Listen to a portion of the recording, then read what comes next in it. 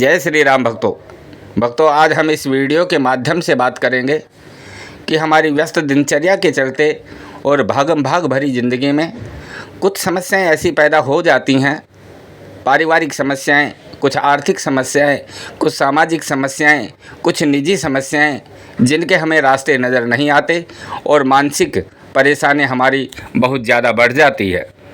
तो भक्तों, ऐसी स्थिति में सूर्य उदय के समय जिस अवस्था में भी आप सोकर उठते हैं, उसी अवस्था में बिना किसी से बोले मन में ओम नमः शिवाय के जाप करते हुए शिव मंदिर जाएं और मंदिर के बाहर आकर एक भिखारी की तरह खड़े होकर हाथ जोड़ भगवान भोलेनाथ से प्रार्थना करें और घर आ जाएं।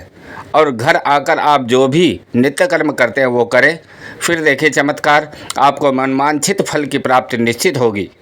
अधिक जानकारी और जनपत्र विश्लेषण के लिए संपर्क करें ज्योतिषाचार्य सुरेंद्र पारिक।